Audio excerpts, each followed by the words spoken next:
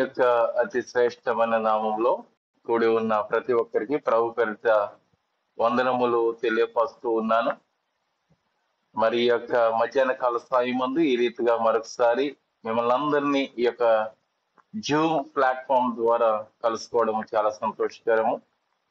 మరి ఎన్నో దినాల నుంచి సహోదరుడు మమ్మల్ని పిలుస్తూ ఉన్నారైతే కొన్ని కారణాల వల్ల, కొన్ని మీటింగ్స్ వల్ల ఈ యొక్క జూమ్ మీటింగ్ లోకి నేను రాలేకపోతూ ఉన్నాను. ఏదేమైనప్పటికీ ఈ యొక్క దినమందు కూడా మరి బిజీ షెడ్యూల్ ఉన్నా కూడా దేవుని యొక్క మందిరంలో ఆరాధన జరిగి ఉన్నది ఈ యొక్క నేటి దినమందు. అలాగనే ఈ యొక్క నైట్ కూడా మరొక ఆరాధన పాల్గొనే అవకాశం ఉన్నది. ప్రియ దేవుని విశ్వాసులారా, మరి ఈ యొక్క సమయము వృధా చేయకుండా త్వరగా దేవుని యొక్క వాక్యాన్ని మనము ధ్యానం చేద్దాం. దేవుని యొక్క నామంలో మనం అందరం కూడి ఉన్నాము. అలాగనే మన యొక్క హృదయాలను కూడా దేవునికి సమర్పించుకోవాలని ప్రభు పేరిట మిమ్మల్ని బ్రతిమాలుకుని ఉన్నాను. మనం ఏ వాక్యం అయితే మనం వింటామో ఆ వాక్యానుసారంగా మనం జీవించినట్లయితే దేవుడు బహుగా మనల్ని దీవిస్తాడు. మరి ఇక్కడ ఇజ్రాయెల్ ప్రజల గురించి మనము జ్ఞాపకం చేసుకుంటే, మరి ఇజ్రాయెల్ ప్రజల్ని బబులోను ప్రాంతానికి 70 సంవత్సరాలు మరి అక్కడ బానిసలుగా నిలబెట్టినట్లుగా మనం చూస్తూ ఉన్నాం. మరి ఆ యొక్క 70 సంవత్సరాలు ఆ యొక్క బబులోను ప్రాంతంలో వారు ఎందుకని వెళ్ళి ఉన్నారు? అసలు వారు చేసిన తప్పిదం ఏంటి, వారు చేసిన క్రియలు ఏంటి అన్నది మనం చూసుకున్నట్లయితే, మరి వారికి తేట తెల్లగా తెలియచేయడానికి, అలాగనే దేవుని యొక్క వాక్యము ఉన్నది ఉన్నట్టుగా బోధించడానికి అక్కడ మరి ప్రవర్తన కూడా ఎన్నుకున్నట్లుగా మనం చూస్తూ ఉన్నాం. మరి యొక్క సమయమందు వాక్య పరిచయలోకి వెళ్ళక మునుపు చిన్న ప్రార్థన చేద్దాం. కృపగల దేవ, ప్రేమల తండ్రి, మహోన్నతుడా, నీకు కృపను బట్టి మరొకసారి వందనాలు. ఈ యొక్క దినమందు నాయన నీ యొక్క వాక్యాన్ని ధ్యానం చేయుచుండగా నీ యొక్క వాక్యంలో ఉన్న ప్రతి మర్మమును మాకు తెలియపరిచి బయలుపరుస్తారని, మా పాపంలో మీరు క్షమిస్తారని యేసు నామములో అడిగి పెట్టుకుంటున్నాము తండ్రి, ఆమేన్. ప్రియ దేవుని సంగమా, మనము ఈ యొక్క సందర్భంలో ఇర్మియా గ్రంథాన్ని మనము ఒకసారి పరిశీలన చేస్తున్నట్లయితే, ఇర్మియా మొదటి అధ్యాయము 5వ వాక్య భాగము ఇలాగన తెలియపరుస్తున్నది. యెహోవా వాక్కు నాకు ప్రత్యక్షమై ఇలాగ సెలవిచ్చెను, గర్భములో నేను నిన్ను రూపింపక మునిపే నిన్ను ఎరిగి తిని, నీవు గర్భం నుండి బయలుపడక మునిపే నేను నిన్ను ప్రతిష్ఠించి తిని, జనములకు ప్రవక్తగా నిన్ను నియమించి తిని. దేవునికి మహిమ కలుగుగాక. మరి ఈ యొక్క ఇర్మియా గ్రంథం నుంచి బబులోను ఆ యొక్క సందేశం వరకు ఇంచుమించుగా 2-3 ప్రసంగాలు అవుతాయి. అయితే నేను కుదించి ఈ నేటి దినమందే ఈ యొక్క వాక్యము ముగించాలని ఆశపడుతూ ఉన్నాను. ప్రియమైన బిడ్డలారా, ఇక్కడ మనం చూస్తున్నట్లయితే ఇర్మియాని దేవుడు ఎన్నుకున్నాడు. ఎందుకని ఎన్నుకున్నాడంటే, జనములకు ప్రవక్తగా ఆయన ఉంచాడు. జనములకు ప్రవక్తగా ఉంచాడు. ఆ గర్భములో రూపింపక మునిపే ఈయన గురించి ఎరిగి ఉన్నానని దేవుని యొక్క వాక్కు తెలియపరుస్తున్నది. అవును ప్రియ దేవుని బిడ్డారా, మనము కూడా ఈ యొక్క తల్లి యొక్క గర్భములో రూపింపక మునిపే మన యొక్క జీవితం ఎట్టినన్నది, అలాగనే ఎన్ని సంవత్సరములు మనం బ్రతుకుతామన్నది, అలాగనే మనము ఏ విధముగా ఈ యొక్క జీవితాన్ని కొనసాగించుకుంటామన్నది, అలాగనే మనం ఈ యొక్క జీవితంలో ఏ కార్యములు చేస్తామన్నది ప్రతి సమయము దేవునికి తెలుసు మనం ఏమి చేస్తున్నాను. అందుకని దావీదు కీర్తన కూడా ఉంటది కదా, మనం లేచుట, కూర్చుట, నిలబడుట, పడుకునుట సమస్తము ఆయనకు తేట తెల్లగా తెలుసని దేవుని యొక్క వాక్యం మనకి తెలియజేస్తున్నది. అలాగనే ఇక్కడ ఇర్మియా గురించి కూడా దేవుడు మాట్లాడుచు ఉన్నాడు. జనములకు ప్రవక్తనగా ఆయన మరి ఈ యొక్క ఇర్మియాను పెట్టినట్లుగా మనం చూస్తున్నాం. ఆయన గర్భంలోనికి రాకమునిపే ఆయనకు సమస్తము తెలుసు. ఫలానా సమయంలో ఇర్మియా వస్తాడు. ఏమండి, ఇర్మియా ఉన్న సమయము 623వ సంవత్సరము BC. ఆ సమయంలో ఈ యొక్క ఇర్మియాను దేవుడు ఎన్నుకున్నాడు. ఇర్మియాని ఎన్నుకుని, ఇర్మియా మరి యవనస్తుడండి. ఇంచుమించుగా 18 నుంచి 20 సంవత్సరాల లోపు ఉన్న సమయంలో దేవుని యొక్క వాక్కు ఇతనికి వినబడి ఉన్నది. వినబడినప్పుడు వెంటనే ఇతను పలికి ఉన్నాడంటే అది లేదు. కానీ ఇక్కడ మనం వాక్యంలో చూద్దాము. ఇక్కడ 9వ వచనం నుంచి, అప్పుడు యెహోవా చేయి చాపి నా నోరు ముట్టి ఇలాగ సెలవిచ్చిన, ఇదిగో నేను నీ నోట నా మాటలు ఉంచి ఉన్నాను, తెల్లగించుటకును, విరగొట్టుటకును, నశింపచేయుటకును, పడద్రోయుటకును, కట్టుటకును, నాటుటకును నేను ఈ దినమున జనముల మీదను రాజ్యముల మీదను నిన్ను నియమించి ఉన్నాను. రాజ్యముల మీద. ఏమండి, ఈ రోజున మనకి కొన్ని రాష్ట్రాలు ఉన్నాయి. రాష్ట్రాలకి పై అధికారి ఎవరంటే ప్రైమ్ మినిస్టర్, అనగా ప్రధానమంత్రి కదండి. రాష్ట్రానికి ఎవరు? ముఖ్యమంత్రులు. అలాగనే పై అధికారి ఎవరంటే ప్రధానమంత్రి. అలాగన ఈ ప్రధానమంత్రుల కంటే, ఈ ముఖ్యమంత్రుల కంటే పైగా దేవుడు ఎవరు నియమించున్నాడంటే ఈ యొక్క ఇర్మియాని నియమించున్నాడు. మరి ఈ ఇర్మియాని అంతగా ప్రాముఖ్యంగా నియమించినప్పుడు ఆ ప్రజలు ఇర్మియా యొక్క మాట విన్నారంటే మాట వినలేదు. అక్కడ రెండు గ్రూపులు ఉన్నాయండి. ఒకటి దేవుని యొక్క గ్రూపు, అలాగనే రెండవది విననంటి వారి గ్రూప్. వారు ఏం చేస్తున్నారంటే దేవుని యొక్క వాక్యము వింటున్నప్పుడు వీరి మీద ఆ వారి యొక్క మాటల యొక్క యుద్ధము జరిగిస్తూ ఉన్నారు. అక్కడ కొన్ని విగ్రహారాధనలు కూడా చేయడము జరుగుతున్నది. ఆ విగ్రహారాధనలు కూడా దేవునికి ఇష్టం లేదండి, హేయంగా కనపడుతున్నాయి విగ్రహారాధనలు. మన యొక్క నిర్గమకాండంలో 20వ అధ్యాయము ఈ యొక్క పదాజ్ఞలు ప్రాముఖ్యంగా మొదటి ఆజ్ఞను మనం చూసినట్లయితే, భూమి కిందైనను భూమి పైనను ఏ ఆత్మనైనను మనము పూజించకూడదు, దానికి సాగిలపడదని మరి దేవుని యొక్క ఆజ్ఞలు చెప్తుంటే, మరి ఈ యొక్క దేవుని యొక్క ప్రజలుగా పిలువబడుతున్న వీరు విగ్రహారాధన చేయడం మొదలు పెట్టారు, సూర్యారాధన చేయడం మొదలు పెట్టారు. ఏమండి, అక్కడ చేయకూడని కార్యములన్నీ వారు జరిగిస్తూ ఉన్నారు. అందుకని దేవునికి కోపం రేగినది, ఉగ్రత వచ్చినది. వీరిని ఎలాగైనాను మరి కొన్ని శ్రమలు పాలు చేయాలి, వారి యొక్క మార్పు కావాలని దేవుడు ఆలోచన చేసి బానిసలుగా మరి బబులోను ప్రాంతానికి నడిపించినట్లుగా మనం చూస్తూ ఉన్నాం. అయితే ఇక్కడ ప్రియ దేవుని విశ్వాసులారా, మనం చూసినట్లయితే ఇర్మియా గ్రంథము 25వ అధ్యాయము 8 నుంచి 9 వచనాలు మనం చదువుకున్నాం. ఇక్కడ సైన్యములకు అధిపతి యెహోవా ఇలాగూ సెలవిచ్చుచున్నాడు, మీరు నా మాటలు ఆలకింపకపోతే గనుక మీ ఉత్తర దేశంలో ఉన్న సర్వ జనములను నా సేవకుడైన నెబుకద్నెజరు బబులోను రాజును పిలవనంపుచూ ఉన్నాను. ఇక్కడ దేవుడు ఏమంటున్నాడు? దేవుని యొక్క వాక్కు ఇక్కడ సాధారణంగా ఒక సేవకుడు అనటం లేదు, లేకపోతే ఒక మనుషుడు అనటం లేదు. ఎవరంటున్నారండి? సాక్షాత్తు దేవుడు చెప్తూ ఉన్నాడు, నా యొక్క సేవకుడు, నా యొక్క నమ్మకమైన దాసుడని ఎవరు పిలుస్తున్నాడు? ఇక్కడ అన్యపు దేశపు రాజుని పిలుస్తున్నాడు దేవుడు. ఏమండి, నా సేవకుడు అంటూ ఉన్నాడు. మరి మనము ఈ యొక్క నెబుకద్నెజరు గురించి మనము జ్ఞాపకం చేసుకున్నట్లయితే, నెబుకద్నెజరు అనే రాజు మహాక్రూరుడు, భయంకరమైన సూర్యుడు. ఏమండి, అతని యొక్క నోటి మాటలు కానీ, అతని యొక్క పనితీరు కానీ చాలా భయంకరమైన పరిస్థితిలో ఉంటారు. అటువంటి వ్యక్తిని దేవుడు ఏమంటున్నాడు? ఇక్కడ సాక్ష్యం అంటున్నాడు. ఏమండి, అయితే సైన్యములకు అధిపతి యెహోవా ఎలాగో సెలవిచ్చుచున్నాడు, మీరు నా మాటలు ఆలకించకపోతే, ఆలకించలేదు నా మాటలు, మీరు నా మాటలు వినలేదు. నేను ఎంతగా బోధించినాను, నా ప్రవర్తనను ఎన్నుకున్నాను, మీరు నా మాటలు వినలేదు గనుక ఒక రాజును మీ కొరకు నేను రప్పిస్తున్నాను. ఇశ్రాయేలు ప్రజలే కదండి, మాకు రాజు కావాలి అన్నప్పుడు ఆ సమయం నుంచి ఈ యొక్క రాజుల యొక్క వృత్తాంతాలు ఏర్పడి ఉన్నది. ఇక్కడ న్యాయాధిపతులు పరిపాలిస్తూ ఉన్నారు. ఆ తర్వాత రాజులు కూడా పరిపాలించడం జరిగినది. అలాగనే ఈ యొక్క రాజు అనగా నెబుకద్నెజరు అనే రాజు బబులోను ప్రాంతాన్ని పరిపాలిస్తున్న సమయంలో, ఏమండి, బబులోను ప్రాంతాన్ని పరిపాలిస్తున్న సమయం అంటే ఇక్కడ నెబుకద్నెజరు అనే రాజు యొక్క తండ్రి పేరు నెబుకొద్నెజర్. రాసుకోండి, నెబుకొద్నెజర్. ఇతను మరి ఒక బబులోను ప్రాంతాన్ని సృష్టించాడు, ఒక రాజ్యాన్ని సృష్టించాడు. ఈ రాజ్యం గురించి మనం తెలుసుకోవాలంటే మరి బబులోను యొక్క గేటుకి అనగా ద్వారము దగ్గర ఇంచుమించుగా 120 సింహాల బొమ్మలు కనపడుతూ ఉంటాయి, గోల్డ్ కలర్ లో. అది నిజమైన బంగారం కాదు, కానీ గోల్డ్ కలర్ లో మరి 120 సింహాల బొమ్మలు కనపడతాయి. ఆ సింహానికి సూచన ఏంటంటే మరి అడవికి రాజు ఎవరు? సింహమే కదండి. అలాగున ఆ బబులోను ప్రాంతము చుట్టూ ఉన్న రాజ్యాలన్నీ ఇతనికి పన్ను చెల్లించేది, బంగారపు పన్ను చెల్లించేది.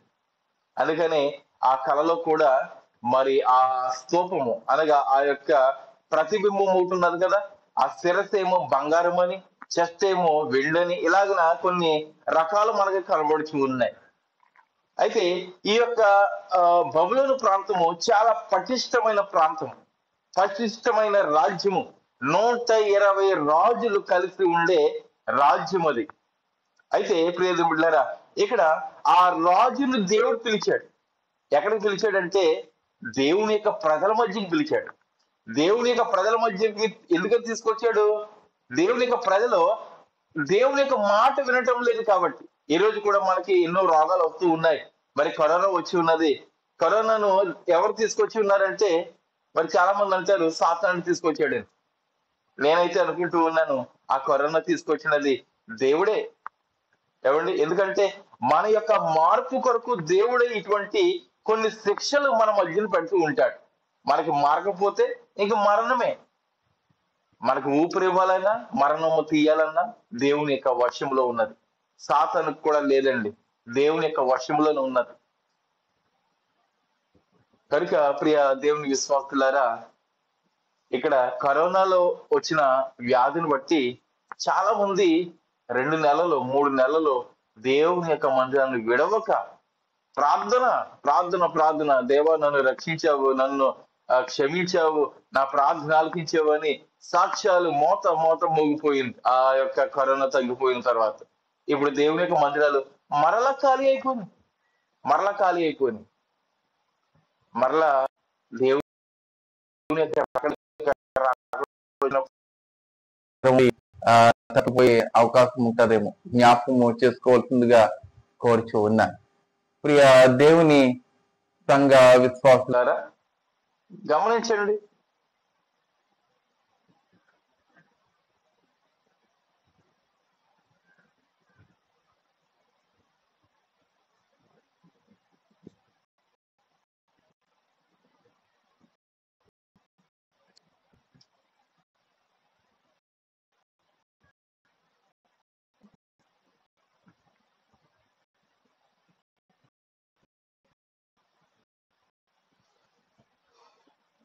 సాతాను పెట్టే చిక్కులు, సాతాను గురించి మనం మాట్లాడుకుంటున్నప్పుడు ఈ రీతిగా సాతాను కొన్ని ఆ కార్యములు చేస్తూ ఉంటాడు. ఏదేమన్నప్పటికీ దేవుని యొక్క వాక్యంలోనికి మనము ముందుకు సాగిపోదాం. అయితే ఇర్మియాను దేవుడు ఎన్నుకున్నాడు. ఇర్మియాని జనములకు ప్రవక్తగా ఆయనను దేవుడు ఎన్నుకున్నాడు.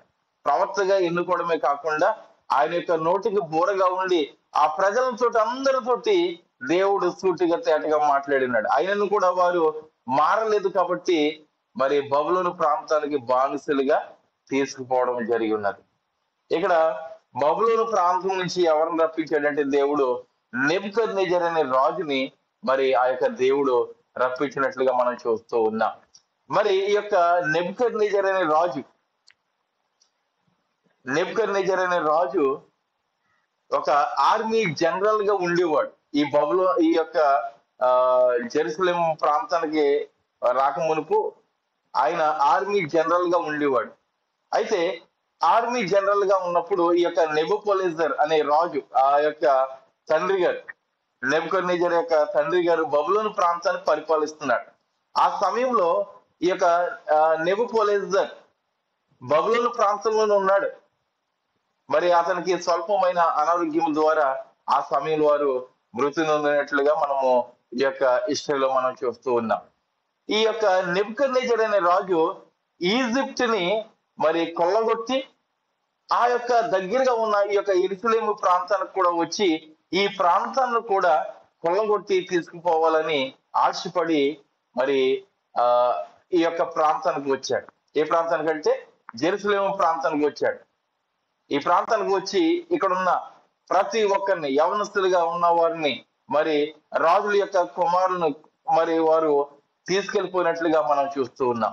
ఈ సమయంలో ఇశ్రాయేల్ ప్రజలకి రాజుగా ఉన్న వ్యక్తి ఎవరంటే మనకి దానియేలు గ్రంథము 1వ అధ్యాయము 1వ వచనంలో మనకి తెలియజేయబడుతుంది.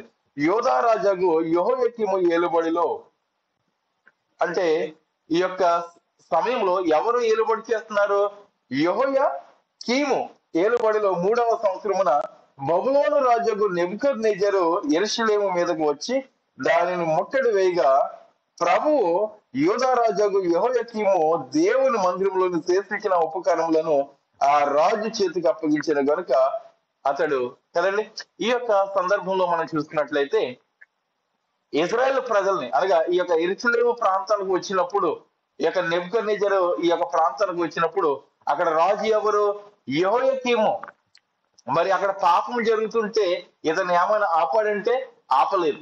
గనుక ఆ ప్రాంతాన్ని దేవుడు ఏం చేశాడంటే బానిసలుగా ఈ యొక్క బబులోను ప్రాంతానికి నడిపించాడు. ఎవరి ద్వారా నడిపించాడంటే ఇక్కడ ఈ యొక్క 8వ వచనంలో, సైన్యములకు అధిపతి యెహోవా సెలవిచ్చుచున్నాడు, మీరు నా మాటల్లో ఆలకింపపోతే గనుక నేను ఉత్తర దేశంలో ఉన్న సర్వ జనులను నా సేవకుడైన నెబుకద్నెజరు బబులోను రాజును పిలవనంపుచు ఉన్నాను. ఈ దేశం మీదకిని, దీని నివాసుల మీదకిని, చుట్టూనున్న ఈ జనులందరి మీదకిని వారిని రప్పించుచున్నాను. ఈ జనులు శాపగ్రస్తులుగాను, విస్మయ స్పందముగాను, అపహాస్య స్పందముగాను, ఎప్పటికీ పాడుగాను ఉండజేస్తుందను. దేవుడికి మహిమ కలిగిన గాక.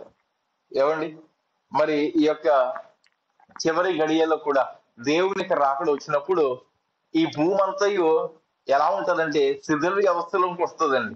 అగ్నితో కాల్చబడుతుంది ఈ యొక్క భూమి.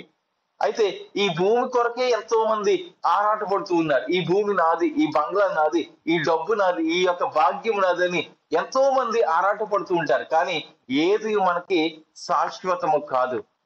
అలాగనే ఈ యొక్క యూదా ప్రజలు కూడా ఆ ప్రాంతంలో, యెరూషలేము ప్రాంతంలో దేవుని యొక్క మందిరం ఉన్నది. అయినను కూడా వారు ఆ ప్రాంతంలో చెయ్యకూడని కార్యములు జరిగిస్తూ దేవునికి ఎంతగానో మరి హేయముగా కనబడి ఉన్నారు. అందుకని నా సేవకుడైన నెబుకద్నెజరు అనే రాజుని నేను రక్షిస్తూ ఉన్నాడు.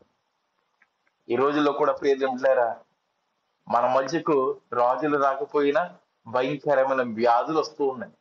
ఆ వ్యాధులు వచ్చినప్పుడైనా మనం ఏదైనా గ్రహిస్తున్నామంటే ఏది మనము గ్రహించలేని వారిగా మనం ఉంటూ ఉన్నాం.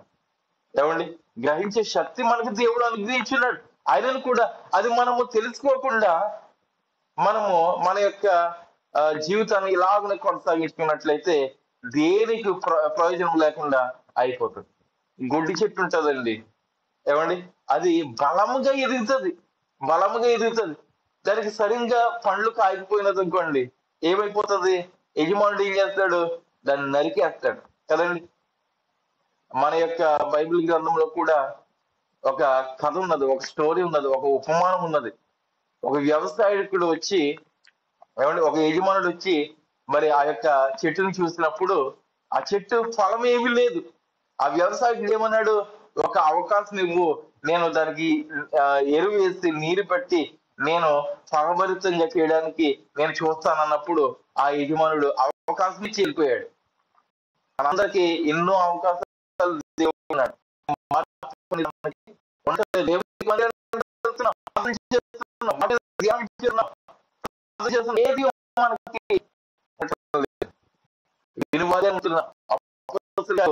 మరి చివరి దేవుడు అంటే మాట ఏంటంటే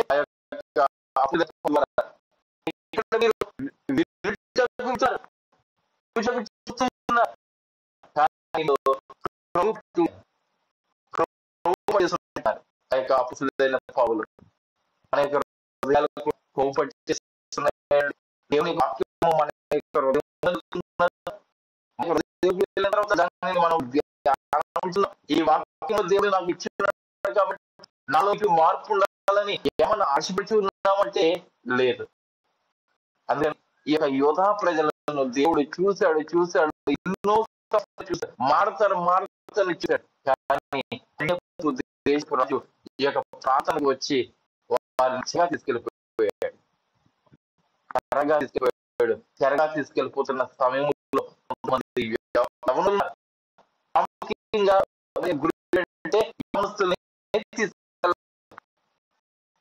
వీరు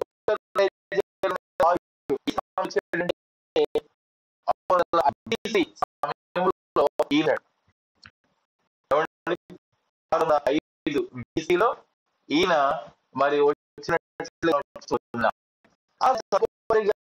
మరి మూడు కూడా ఈ యొక్క యెరూషలేము ప్రాంతానికి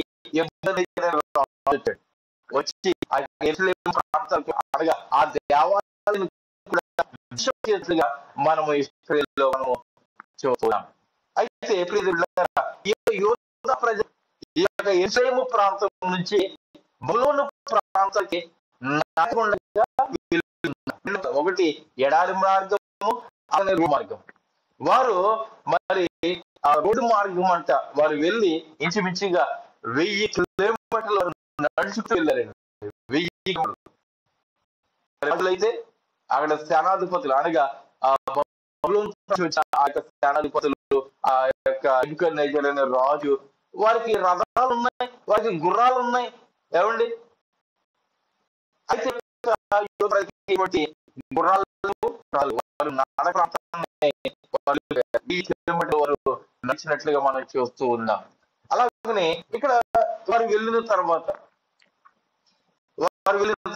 వారు భక్తులు ఏం తీసుకుపోయారంట, ఆ యొక్క ప్రాంతం ఉన్న ఆ యొక్క గోడంతా అంటే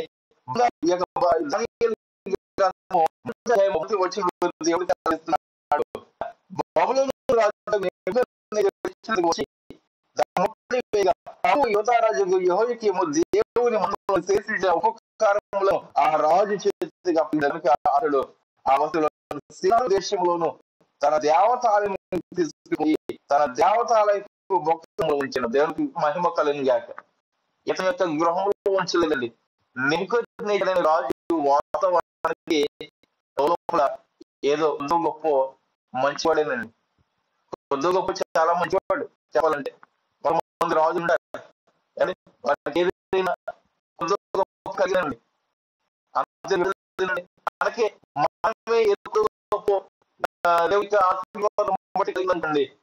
మన యొక్క బంధువులు మనం చూడడం, లేకపోతే మన యొక్క ఇరుగు వారిని మనం చూడడం, మన నమస్కారం చేయాలని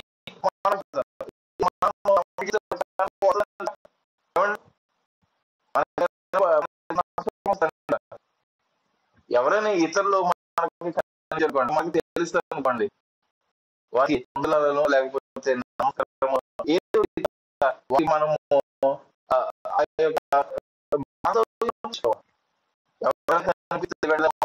కూడా వాళ్ళు నాకు నమస్కారం చేస్తారు, వాళ్ళే నాతోటి మొదటిగా మాట్లాడతారులే అని ఒక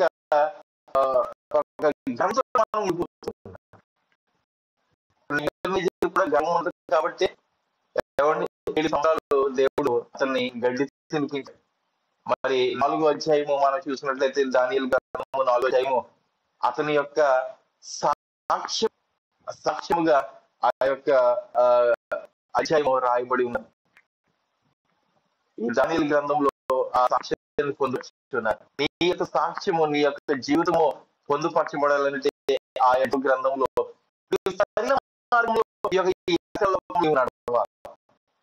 నడకుండా నేను ఆ యొక్క జీవ గ్రంథంలో రాయబడాలి, నా పేరు ఆ పరలోక రాజ్యం నేను ఉండాలంటే సరైన పేరు కూడా ఉండకపోవచ్చు. సరైన మార్గంలో మన పేరు ఆ యొక్క జీవ గ్రంథంలో ఉండే అవకాశము మనకు ఉంటుంది. అయితే ఇక్కడ ఈ యొక్క ఈ రాజు ఆ యొక్క బబులోను ప్రాంతానికి మరి ప్రాముఖ్యంగా ఒక దేవాలయం ఉన్నది. దేవాలయం అనేది ఉన్నదని దేవుడు చెప్తూ ఉన్నాడు. విషయంలోని దేవతాలయం తీసుకుని పోయి తన దేవతాలయపు బొక్కసములో ఉంచాను. తన యొక్క దేవాలయం అనగా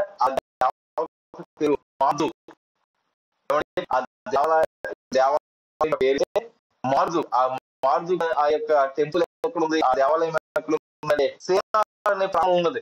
ఆ బొక్కసములో అనగా అక్కడ కొన్ని సామాగ్రి ఉంచే స్థలంలో మరి యెరూషలేము ప్రాంతం తీసుకుని ఈ బంగారం అక్కడ మనం చూస్తున్నాం.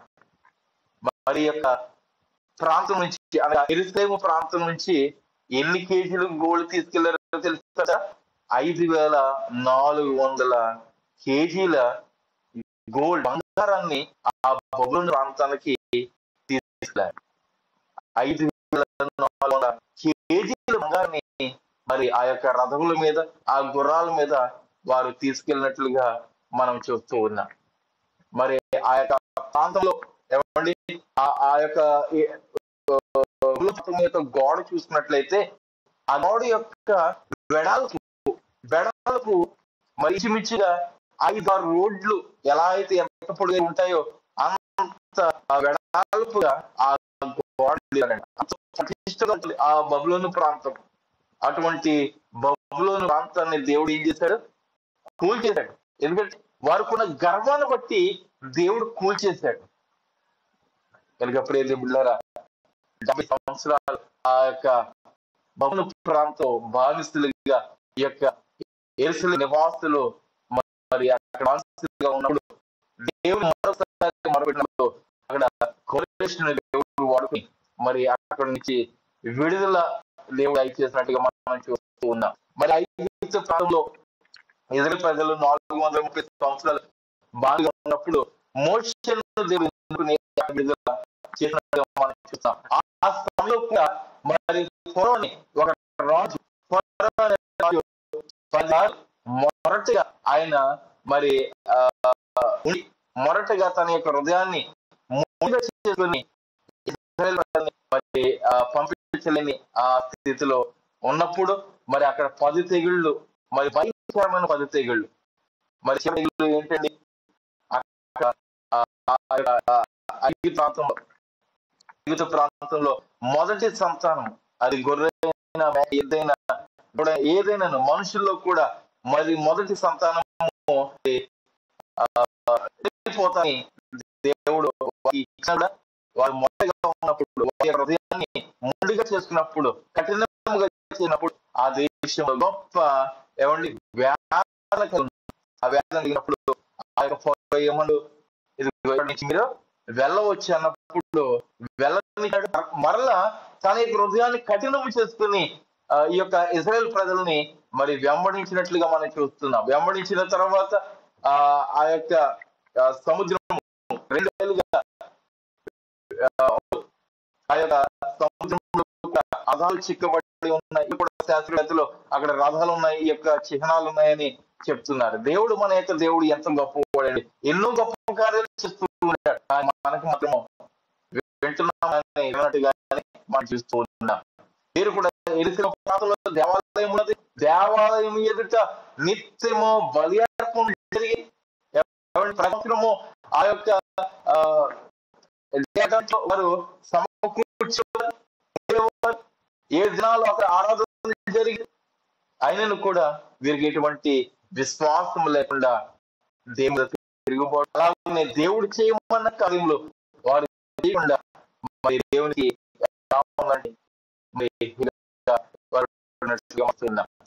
అందుక దేవుడు ప్రాంతానికి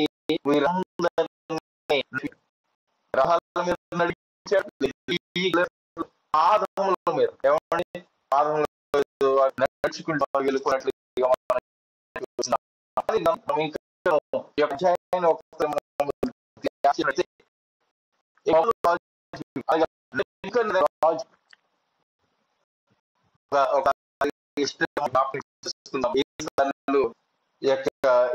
ప్రాంతానికి ఈ యొక్క బబులోను రాజు ఏ సంవత్సరంలో వెళ్ళాడు అన్నది కూడా జ్ఞాపకం చేసుకుందాం. 605వ సంవత్సరంలో ఈ యొక్క యెరూషలేము నుంచి బానిసలుగా తీసుకుందామని నెబుకద్నెజర్ రాజు వెళ్ళాడు. అది మొదటిది. రెండో ఎప్పుడంటే 537 BC సంవత్సరంలో మరి రెండవసారి వెళ్ళి ఉన్నాడు. ఆ సమయంలో యెహోయాకీం రాజుగా ఉన్నాడు. అయితే యెహోయాకీం ఏం చేశాడంటే, యెహోయాకీంని మరి ఈ యొక్క రాజు చేసి, మీరు మాకు బంధుగా ఉన్నారు కాబట్టి మీరు మాతోటే మాట్లాడాలి, ఇతర దేశాలతో మీరు సాంగత్యం చేయకూడదన్నప్పుడు ఈ యెహోయాకీం ఏం చేశాడంటే ఈజిప్ట్ తోటి మొదలు పెట్టాడు. ఈ యొక్క మాట వినబడినప్పుడు ఈ యొక్క జెహోయాకీన్ని మరి బందీగా మరి 597వ సంవత్సరంలో నెబుకద్నెజరు వచ్చి బందీగా తన యొక్క రాజ్యానికి తీసుకెళ్లిపోయాడు బబులోను ప్రాంతానికి. చీకటి గుహలో వేసేసాడండి. గుహలో అతను వేసేసి బందీగా ఉంచేశాడు. అలాగే 586వ సంవత్సరంలో BC-లో ఆయన మరణ యెరూషలేము ప్రాంతానికి వచ్చి అక్కడ ఉన్న యెరూషలేము దేవాలయాన్ని ధ్వంసం చేశాడు. ఇవన్నీ ప్రవచనాలు. ఈ యొక్క సమయాల్లో ఈ రీతిగా జరుగుతుందన్నది దేవుని యొక్క ప్రవచనం, దేవుని యొక్క మాట, దేవుని మహిమ. అలాగ జరిగి ఉన్నది. ఇంకా జరగబోయే కాలాల్లో కూడా రాబోయే దేవుని యొక్క నిర్ణయము జరగాలని ఆశపడదాం. దేవుని నిర్ణయం జరగబడాలంటే మనం ఎత్తబడే గుంపులో ఉండాలి. ప్రియ దేవుని సంఘం, అది ఇంకొక ప్రవచనం వింటుంది. రెండవ రాకడ ఆ ప్రవచనం నెరవేరబడి ఉన్నదంటే ఇంకా సమస్తమైనట్టు. ఏమండి, ఈ భూమికి మనకి అయిపోయినట్లు. 3 సార్లు రాజు యెరూషలేము జరిగి ఉన్నది. అయితే ఈ అధ్యాయంలో మనం చూసుకున్నట్లయితే చదువుదాము. అయితే రాజు ఏం చేశాడు? ఇక్కడ కొంతమందిని ఏర్పాటు చేశాడు. అక్కడ అందరూ ఎవరున్నారు? యవనస్తులు ఉన్నారు. యెరూషలేము ప్రాంతం నుంచి కొంతమందిని తోడుకు తీసుకొచ్చారు. వారందరూ రాజకుమారులు అయితే తీసుకొచ్చి వారికి ఏం చేస్తున్నాడంటే ఈ యొక్క నెబుకద్నెజరు వారికి కల్దీల యొక్క భాషను నేర్పిస్తూ ఉన్నాడు. కల్దీల యొక్క భాషను నేర్పిస్తూ ఉన్నాడు. వీరి యొక్క భాష ఏంటి? ఈ యొక్క యెరూషలేము ప్రాంతంలో హీబ్రూ, వారికి ఎంతగానో తెలుసు. వారికి దేవుడి ధర్మశాస్త్రాన్ని కూడా ప్రతి దినము వారు ధ్యానం చేస్తూనే ఉంటారు. అందులో ప్రాముఖ్యంగా ధ్యానం చేసేవారు ఈ యొక్క ప్రాంతానికి వచ్చిన వారు ఎవరంటే దానియేలు, షడ్రకు, మేషకు, ముగ్గురు స్నేహితులు ఒకరు. వీరు ప్రతి వచనము, ప్రతి లేఖనము వారు పరిశోధించి వారి యొక్క జీవితంలోకి వారు మరి చక్కగా ఈ యొక్క బబులోను ప్రాంతంలో ఆ రాజు ఏమైతే చేయమని ఉన్నాడో అది వారు కొంత ఆలోచన చేసి చేసేవారు. ఎందుకంటే దేవుడు ఆల్రెడీ వారికి ధర్మశాస్త్రం ద్వారా బాధ చేశాడు. మనమైతే కొన్నిసార్లు ఎవరైనా బలవంతం చేస్తారు అనుకోండి, ఈ రోజు మనం ఫాస్టింగ్ అనుకోండి, ఈ రోజు మనం ఫాస్టింగ్ అనుకోండి, చికెన్ కూర లేకపోతే మటన్ కర్రీ ఏదైనా అనుకోండి, ఈ రోజు నీవు ఫాస్టింగ్ చేస్తావు నీకు తెలుసు, అయితే బలవంతం చేస్తారు కదా, అయితే వారిని ఏమంటావు? నేను ఈ రోజు తినండి అంటారు. అయ్యో ఈ రోజు చక్కగా మటన్ కర్రీ ఉండవండి, మీకోసము చేపలు ఉండవండి, తినండి అంటే సందేశించి మనం వెంటనే ఆహారాన్ని కష్టము ఉంటూ ఉంటారు. అయితే ఇక్కడ అటువంటి సందర్భమే ఈ యొక్క బబులోను ప్రాంతంలో అటువంటి సందర్భమే దానియేలుకు, షడ్మెషకు, అబేద్నెగోకు కూడా మరి ఎదురు పడినట్లుగా ఈ మొదటి అధ్యాయంలో మనము చూస్తూ ఉన్నాం. లైన్ బై లైన్ గా మనము చదువుకుందాము. ఇక్కడ కల్దీయుల విద్య భాషను వారికి నేర్పము, మరియు రాజు ఆహారంలో నుండి ద్రాక్షంలో నుండి అనుద్య భాగము వారికి నిలిచి 3 సంవత్సరములు వారు పోషించి పిమ్మట వారిని తన ఎదుట నిలవబెట్టినట్లు ఆజ్ఞనిచ్చాను. 3 సంవత్సరాలు తర్పీదండి. ఏమంటే 3 సంవత్సరాలు వారికి కఠోరమైన తర్పీదు. ఈ తర్పీదులో భాష, ఆ 9 భాషలో ప్రాముఖ్యమైన సబ్జెక్ట్ ఏంటో తెలుసా? భాషలు కదండి, సారీ, సబ్జెక్ట్ 9 సబ్జెక్టులు ఉన్నాయి. ఆ 9 సబ్జెక్టులో ప్రాముఖ్యమైనది ఏంటంటే లెక్కలు, మ్యాథమెటిక్స్. ఏమండి, ఇది చాలా ప్రాముఖ్యంగా వారు నేర్పించేవారు ఈ యొక్క ప్రజలకు. 9 సబ్జెక్టుల ప్రాముఖ్యంగా సైన్స్ ఉన్నది, గారెడు ఎలా చేయాలన్నది, అలాగనే ఎన్నో భాషలు అలాగనే వీరికి నేర్పించారు ఈ యొక్క తర్ఫీదులో. అందుకనే మరి 90 సంవత్సరాల వరకు కూడా దానియేలు ఆ బబులోను ప్రాంతంలో ఉన్నట్లుగా మనం చెప్తూ ఉన్నాం. ఈ బబులోను ప్రాంతానికి వెళ్ళినప్పుడు దానియేలు యొక్క వయసు ఇంచుమించుగా 17 సంవత్సరాల నుంచి 20 సంవత్సరాల్లో మంచి యవనస్తుడిగా ఉండడానికి ఈ యొక్క మరి బైబిల్ కామెంటరీలు మనకి తేట తెల్లగా తెలియపరుస్తూ ఉన్నాయి. అయితే ప్రియమైన బిడ్డలారా, ఇక్కడ నెబుకద్నెజరు 3 సంవత్సరములు వారికి తర్ఫీదు, ఈ యొక్క భాషలు అలాగనే మరియు ఈ యొక్క సబ్జెక్ట్స్ కూడా వారికి తర్ఫీదు ఇమ్మన్నాడు. వీరందరినీ ఎందుకని తర్ఫీదు ఇమ్మన్నాడు? అన్యపు దేశమది, ఆ దేశంలో మనము బానిసలుగానే ఉండాలి, మనము ఉన్నతమైన స్థితిలోకి వారు రానివ్వరు కదా. కానీ ఈ యొక్క నెబుకద్నెజరు చాలా మంచివాడు, అందరినీ ఆయన కొంచెం సమానంగా చూసేవాడు. బబులు ప్రాంతవాసులని, లేకపోతే జెరూసలేము ప్రాంతవాసులని, లేకపోతే ఈజిప్ట్ ప్రాంతవాసులని కేవలం మనమే లేరండి. కొన్ని వందలాది మంది కూడా అక్కడ బాధితులుగా ఉన్నట్లుగా మనం చూస్తూ ఉన్నాం. అయితే ఈ యొక్క యోధులతో నుండి దానియేలు అధిపతి దానియేలు, హనన్యా, షద్రకియు, మిషాయేలు, అజర్యాకు, అబేద్నెగో అనే పేర్లు పెట్టి, ఇవన్నీ ఎవరి పేర్లు అంటే బబులోను ప్రాంతంలో ఉన్న దేవతల యొక్క పేర్లు ఇవి. ఎవరిని గమనించండి. మనమైతే షడ్రకు, మెషకు, అబేద్నెగోలని మనము మాట్లాడుతూ ఉంటాం. కానీ వారి యొక్క యెరూషలేము యొక్క పేర్లు ఇక్కడ రాయబడి ఉన్నాయి. బబులోను ప్రాంతానికి వచ్చిన తర్వాత వారి యొక్క పేర్లు మార్చబడి.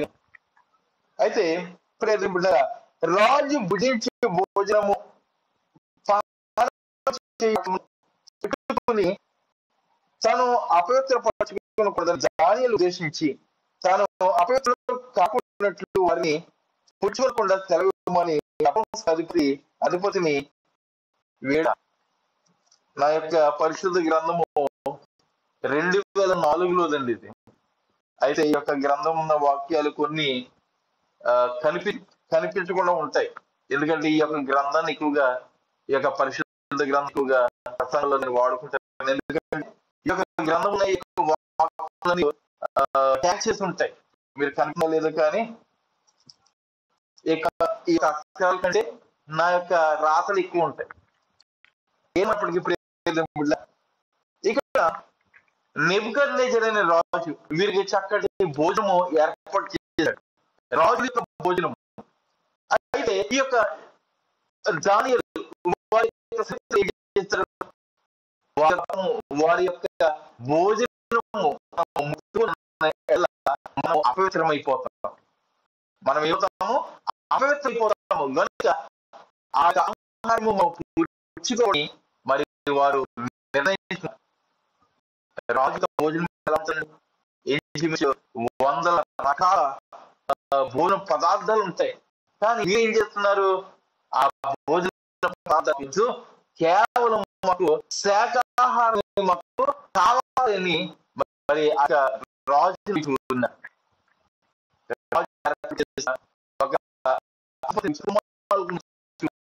మాకు కావాల్సిన ఆహారం ఏంటంటే కేవలం శాకాహారమే.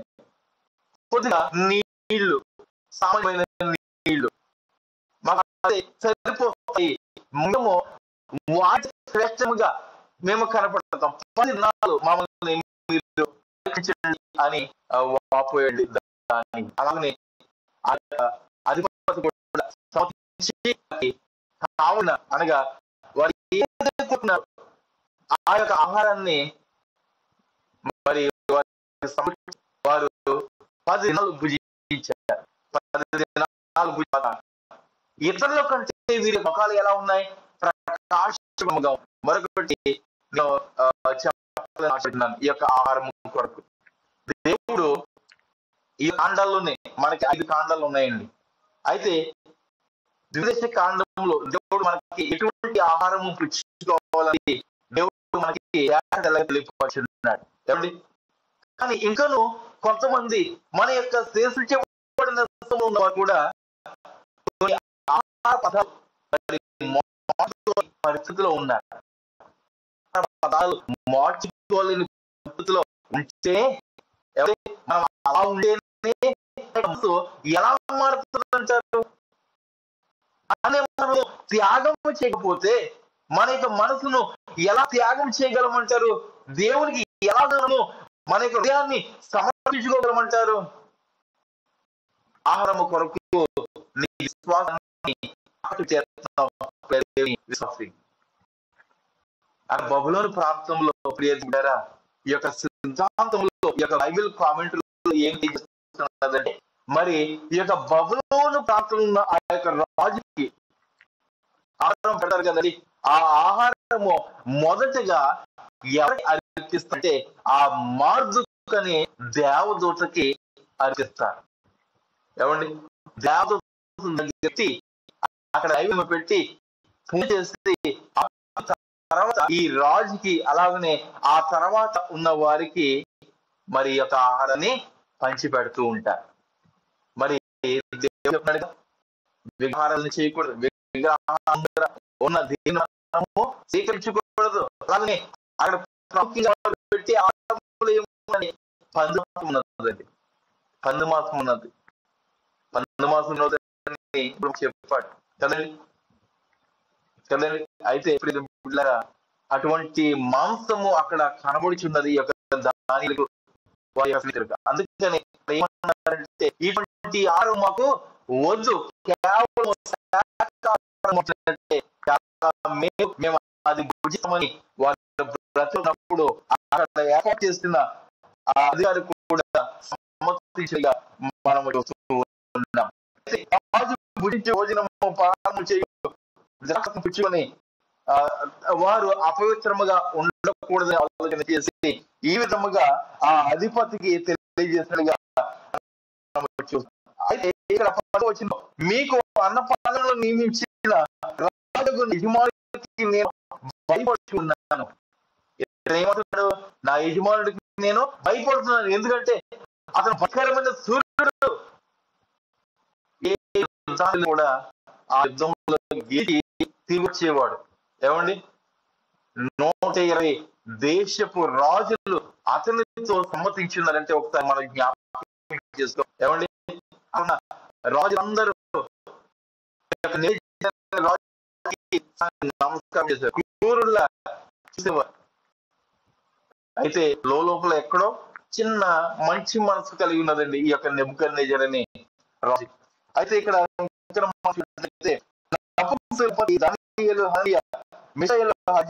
వారి మీద ఇచ్చిన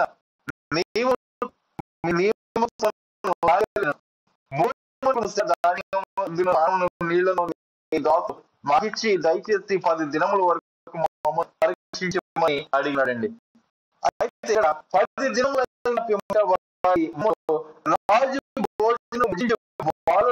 ముఖం అంటే మనం కలగడగా రాజు వారికి నియమించిన కొరకైన ద్రాక్షరసము ఆ నియమకులు తీసివేసి వారి శాఖ ధాన్యాలు నిచ్చెను. ఈ 4 బాలురు సంగతి ఏమనగా దేవుడు వారికి జ్ఞానమును సకల శాస్త్ర సావిత్రియు వివేకమును అనుగ్రహించను. మనం ఏ దేశంలో ఉన్నా, ఏ పరిస్థితుల్లో ఉన్నా కూడా మనము దేవుడు ఏర్పాటు చేసిన నియామకాన్ని అనగా నిబంధనను మనము మేరకుండా ఏ దేశంలో ఉన్నా కూడా, ఏ ప్రాంతంలో ఎటువంటి పరిస్థితుల్లో ఉన్నా కూడా దేవుడు ఈ రీతిగా ఏర్పాటు చేశాడు. నేను ఈ రీతిగానే ఉండాలి కాబట్టి నేను కూడా పరిశుద్ధంగానే నేను జీవించాలి, ఉండాలని ఆశపడినట్టయితే ఆ సమయంలో కూడా దేవుడు నిన్ను హెచ్చిస్తాడు. నిన్ను జ్ఞానవంతుడిగా నిన్ను తీర్చిదిద్దేవాడు ఆయన మాత్రమే. దేశంలో రాజుకి భయపడలేదు, అక్కడ ఉన్న అధికారికి భయపడలేదు, దేవునికి భయపడ్డారు. ఈరోజు మనము దేవునికి భయపడుతున్నామా? మనుషులకు భయపడుతున్నాము. మనం జ్ఞాపకం చేసుకోవాలి సహోదరుడా, దేవుని యొక్క వాక్యం వినట్టుగా ఉంటే మనకి ఎటువంటి ప్రయోజనం అనేది ఉండదు. విని దాన్ని గ్రహించి మన యొక్క నడవడికలో ఉంటే ఏదైనా ప్రయోజనము ఉంటుంది. ప్రియదేవుని బిడ్డలారా, ఇది జ్ఞాపకం చేసుకోండి. నెబుకద్నెజరు రాజు దేవుడు ఉన్నాడు, నా సేవకుడు ఆయన పిలుస్తున్నాడు. అయితే ఆయనకైతే విముక్తి ఉన్నది. ఆయన దేవుని ఆయన రాజ్యంలో ఉండొచ్చు. ఎందుకంటే 7 సంవత్సరాల తర్వాత ఆయన యొక్క మనసును, గర్వాన్ని మనసును మార్చుకుని దేవునికి విధేయతగా నడుచున్నాడు. ఈ రోజున ప్రియ మనం కూడా విధేయతగా నడిచినట్లయితే మనకి ఎటువంటి ఏమండి మన యొక్క కుటుంబంలో ఎటువంటి అశాంతి సమాజము దేవుడు చేశాడు. శ్రమలు వస్తున్నాయంటే మనం దేవుని ఎదుట మనం వినయంగా లేవని అర్థం. మనం దేవుని ఎదుట వినయముగా మనం ప్రవర్తిద్దాం, వినయముగా మనం జీవిద్దాము. అటువంటి జీవితము మనలో ఉండాలని పెరట మిమ్మల్ని నేను బ్రతిమాలుకుని ఉన్నాను. అలాగే దేవుని విశ్వాసుల ఈ యొక్క అధ్యాయం మాత్రమే మనం మాట్లాడుకుంటున్నాం. ఈ యొక్క అధ్యాయంలో ఇంకాను మనకి తెలియని విషయాలు కూడా ఎన్నో మనకి బయలుపరిచి ఉన్నాడు. అయితే సమయం లేదు కనుక దేవుని ఖచ్చితమైతే మరలా ఈగా కూడా ఈ యొక్క దానియేలు గ్రంథం నుంచి స్పష్టంగా వివరము తెలుస్తాం. అంతవరకు దేవుడు మనల్ని ఆమె చిన్న ప్రార్థన చేసుకుందాం. పరిశుద్ధుడ, ప్రేమల తండ్రి, కృపల దేవేస్తే నీకు వందనాలు. ఇంతవరకు యొక్క వాక్యం ద్వారా మా అందరిని మీరు నడిపించిన విధానం బట్టి నీకు స్తోత్రములు తండ్రి. ఇదిగో ప్రభా, విన్న వాక్యాన్ని ప్రభా విత్తన ఈ యొక్క వాక్యము నేను మంచి ప్రభా ప్రయోగంలో నేను వారిని నాటుకుని ఈ యొక్క వాక్యాన్ని తండ్రి నీకు భయపడుతూ నేను ప్రభా నీ యొక్క సన్నిధానంలో ఉంటూ నీ కొరకు వారు జీవించే బాధ్యత, యోగ్యత మా అందరికి మీరు అనుగ్రహిస్తున్నట్టు ఉన్నాం. ఎవరైతే అనారోగ్యంగా ఉన్నారో వారిని స్వస్థపరచండి. ఎవరైతే ప్రభువా నేను మరి ఈ యొక్క కార్యము జరగాలని వారు ఆశపడుతున్నారు, వారి యొక్క గృహాల్లో మరి ఆ యొక్క కార్యం మీరు జరిగించి వారికి చక్కటి సమాధానం మీరు అనుగ్రహించి ప్రతి ప్రార్థన మీ యొక్క వెలుగులో వారి ప్రార్థన నీకు అనుకూలంగా ఉండే బాధ్యత, యోగ్యత దయచేస్తారని, మా పాపములన్నీ మీరు క్షమిస్తారని యేసు నామములో ఈ కొద్ది విన్నపములు అడిగి వేడుకుంటున్నాము తండ్రి. ఆమేన్, ఆమేన్. అందరికీ వందనాలు.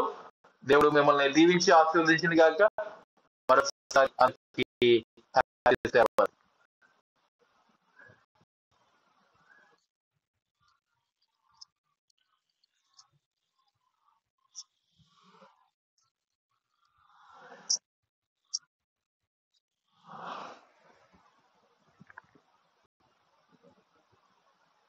మన యొక్క తండ్రి యొక్కయు కుమారుని యొక్కయు పరిశుద్ధాత్మ అన్యోన్య సహవాసము ఇప్పుడును సదాకాలము మనతో ఉండును గాక. ఆమేన్. అందరికీ వందనాలమ్మా, వందనాలయ్యా. Thank you so much.